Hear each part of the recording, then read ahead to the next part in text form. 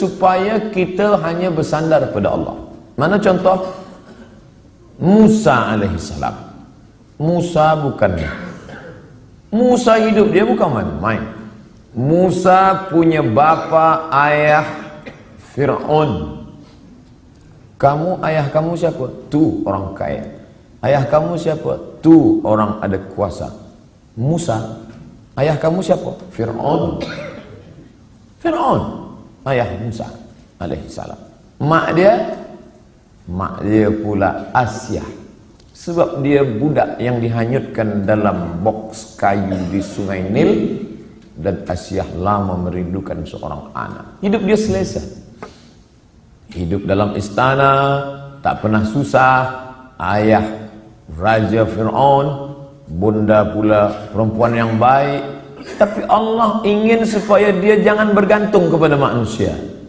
Macam mana cara Allah nak keluarkan Musa daripada istana Fir'aun?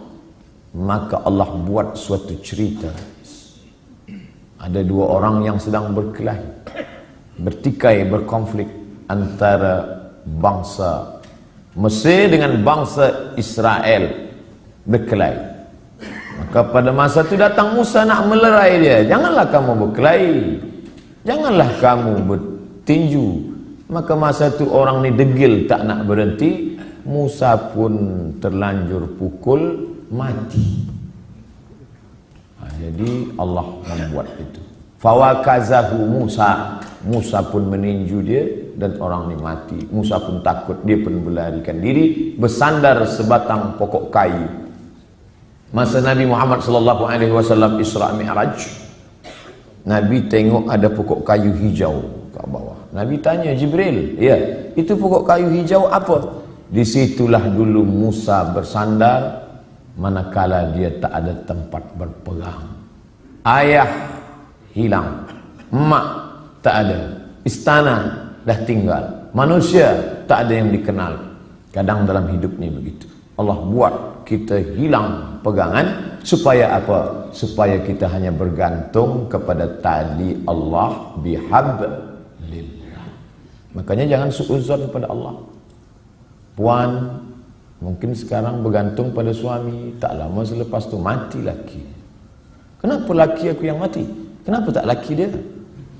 Aku sembahyang, aku baca Quran, aku baca Yasin, aku ikut tazkirah.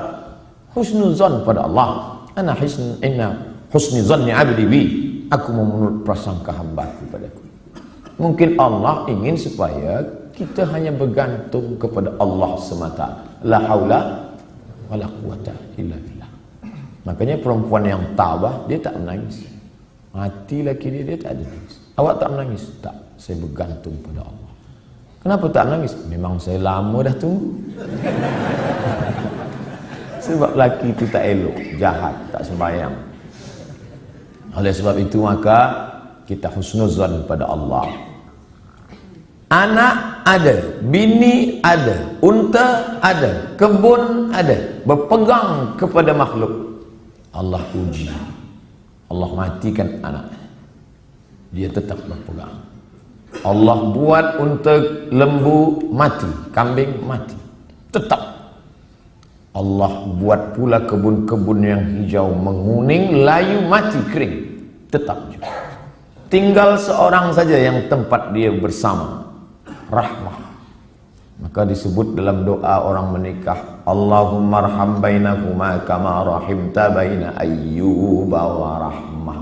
Ya Allah, buatlah mereka berdua berkasih sayang sebagaimana berkasih sayangnya Ayyub dan Siti Rahmah. Rahmah setia. Harta tak ada, anak mati, kambing mati, tanaman kering, tetap cinta kepada Ayyub. Sampai masa ujian, di bawah ujian, jatuh serendah-rendahnya dari kaya raya, hilang semuanya, datang penyakit kulit, berulat daging, tetap juga. Namun meminta kepada Allah tidak, malu dia. Ayub tak ada minta pada Allah, ya Allah, dulu aku elok, rezeki banyak, ini kenapa anak mati, tanaman mati, kering, onta mati, datang pula penyakit kulit, salah aku apa? Tak ada. Ayub marah kepada Allah. Sampai akhirnya Rahmah tak tahan, Apa kata isteri Ayub? Berdoalah pada Allah Ayub, mengadulah pada Allah. Apa kata Ayub? Rabbi anni massani ad-dur wa anta arhamur rahimin. Rabbi, ya Allah, anni, sesungguhnya aku, massani ad-dur, terkena penyakit, wa anta arhamur rahimin, engkau maha sayang di antara yang penyayang. Tak ada dia mengadu, dia tak ada minta, dia hanya bercakap saja, ya Allah, aku kena penyakit. Tak ada dia minta, ya Allah sehatkanlah aku dah tak tahan lagi dah. Dia hanya berkata, aku kena penyakit dan engkau maha sayang di antara yang sayang.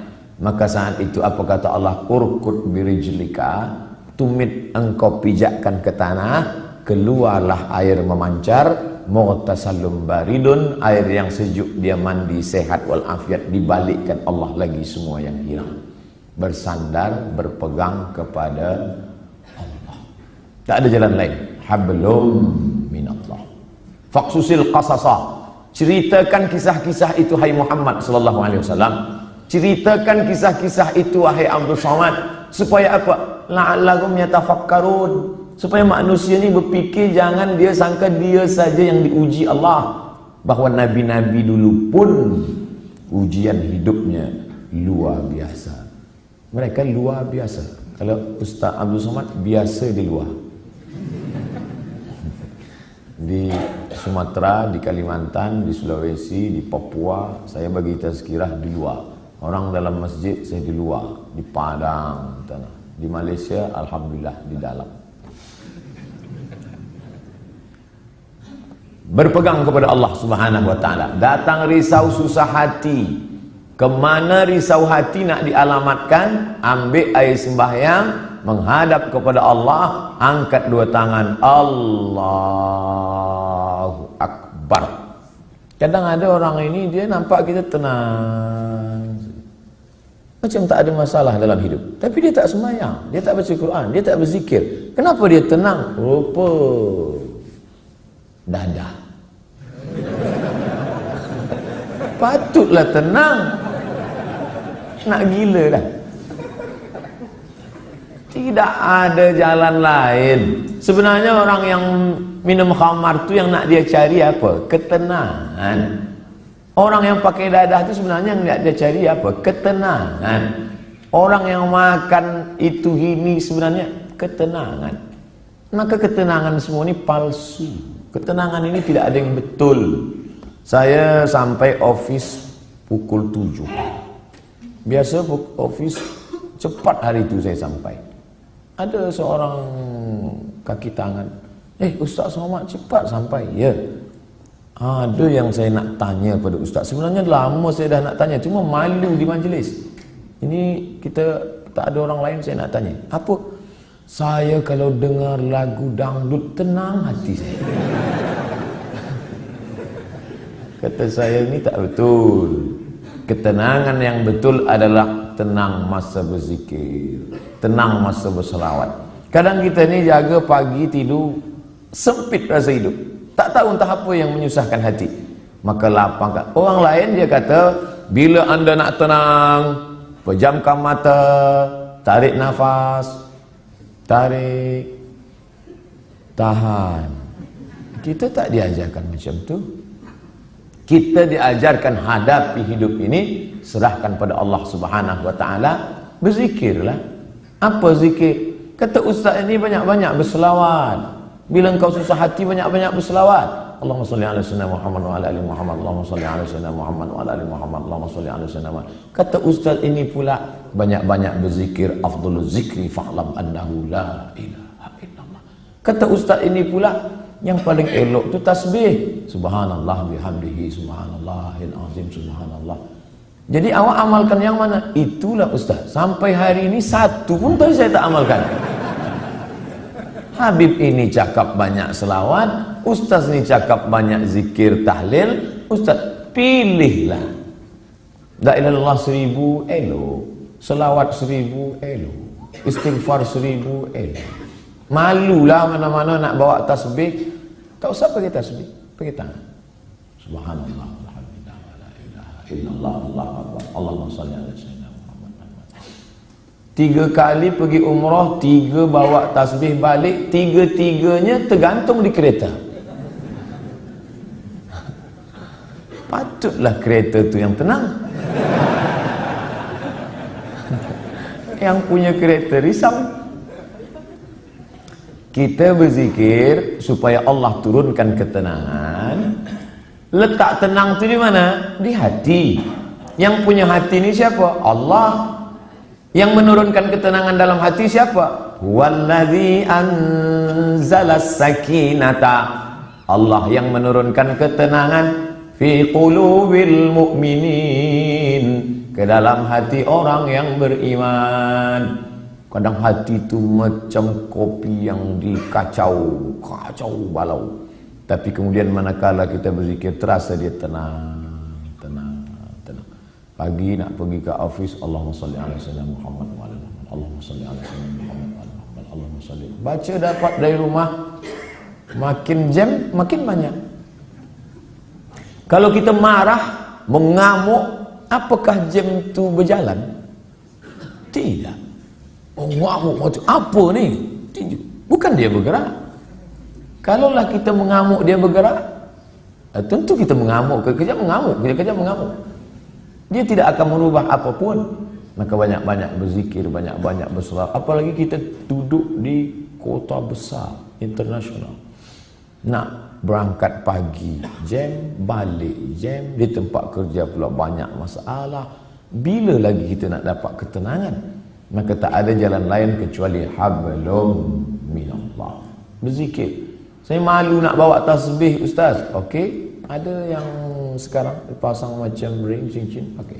Subhanallah, subhanallah, subhanallah. Tenang, terasa tenang. Subhanallah, subhanallah. Dapat 100. Subhanallah, subhanallah. Dapat 200.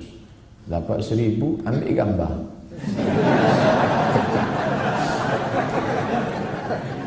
Langsung upload. Alhamdulillah dah 1000 pagi ni. Bukan itu. Kita ni beramal bukan nak tunjuk pada orang. Kita beramal untuk kita dengan Allah. Itulah yang disebut dengan hablum minallah. Merasa sunyi di tengah keramaian.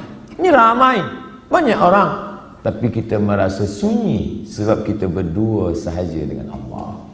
Manakala kita sendiri, sunyi. Dalam kereta sunyi, tak ada orang, tapi kita pun merasa ramai. Saya Ustaz, walaupun saya balik dari office sendiri, seorang saja, tapi saya merasa ramai. Dengan siapa? Ada Michael Jackson, ada Bryan Adams. Bukan dengan dia, tapi kita bersama dengan Allah. Hablum minallah. Kira-kira orang-orang soleh itu apakah tak ada takut dalam hatinya? Sahabat-sahabat Nabi itu apakah tak ada risau dalam hati dia? Abu Bakar Siddiq bukan tangguh, dekat dengan Nabi SAW, berdua. Orang pertama masuk Islam lelaki Abu Bakar, perempuan Khadijah, budak kecil Sayyidina Ali, hamba sahaya.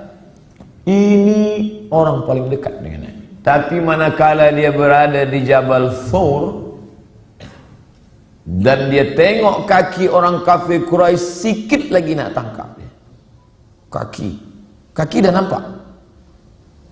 Dan orang kafir Quraisy maaf cakap, terkencing. Dia kepala dia tengok ke atas, tengok. Maka tak nampak. Andai dia tengok ke bawah, dia nampak Abu Bakar di bawah. Waktu itu Abu Bakar dah takut. Apa kata Nabi SAW? La tahzan, innallaha ma'ana. La tahzan. Jangan cemas, jangan takut, jangan sedih. La tahzan. Don't be sad. Itulah yang jadi buku bestseller yang ditulis oleh Aid Al-Qarni dalam banyak bahasa, termasuk bahasa Melayu, bahasa Indonesia, ditulis asli original bahasa Arab. Jangan takut wahai Abu Bakar. Apa pelajaran yang dapat kita ambil daripada perjalanan Rasulullah SAW ini? Bahwa orang selevel Abu Bakar pun yang dijamin masuk surga, tetap dalam hatinya ada rasa takut, ada rasa cemas, ada rasa sedih, ada susah hati. Jadi kalau ada orang, aku selepas banyak berzikir ni memang tak ada takut lah. Awak tak usahlah dusta. Abu Bakar pun takut, apalagi awak abu-abu. Ustaz Somad ada rasa takut? Ada. Kenapa kita hilangkan itu dengan banyak berzikir, mengusir, menghalau dia dari hati kita? Inilah yang disebut dengan hablum minallah. Innallaha ma'ana. Abu Bakar jangan takut. Idhuma fil ghari, huma, mereka berdua, idhuma fil ghari, ketika mereka berdua berada di dalam gua, idh yaqulu li sahibihi, ketika ia berkata kepada sahabatnya, la tahzan, jangan takut, jangan khawatir, jangan cemas, jangan ngeri. Innallaha ma'ana, Allah bersama dengan kita. Itu juga yang terjadi pada Musa alaihissalam. Ketika Fir'aun mengejar dari belakang, di hadapan mereka laut merah. Maju ke hadapan, mati tenggelam laut merah. Balik ke belakang, akan ditangkap oleh Fir'aun beserta bala tenteranya. Kemana nak pergi? Apa kata orang Bani Israel? Inna lamudrakun.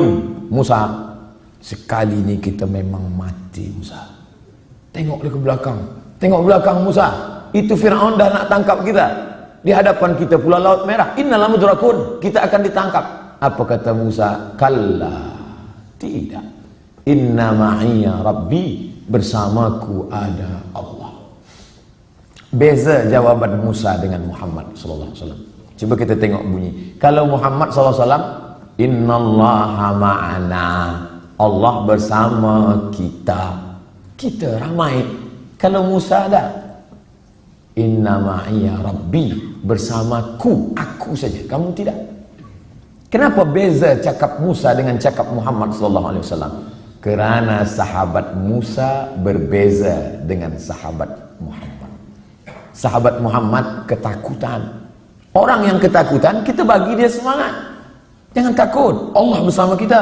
Sedangkan sahabat Musa, mereka menakut-nakutkan saja. Musa, nampaknya tertangkaplah kita ni. Kira-kira sahabat Tuhan selama ni sahabat Musa ke sahabat Muhammad? Bila kawan kita itu ketakutan, pakai jawaban Muhammad SAW. Aku ni takut Ustaz. Macam mana nanti bila aku ditangkap, dibunuh? Kal, la tahzan, jangan takut. Innallaha ma'ana, Allah bersama kita. Tapi bila ada yang takut-takutkan saya, Ustaz, nanti Ustaz akan ditangkap, Ustaz akan dibunuh, Ustaz akan diculik, kalla, sekali-kali tidak. Inna ma'iyya Rabbi sayahdin, bersamaku ada Allah, bersama kamu tidak ada. Kadang-kadang kawan kita ni macam-macam. Ada kawan Muhammad, ada kawan Musa, ada kawan Fir'aun. Makanya kita tengoklah nanti di hadapan.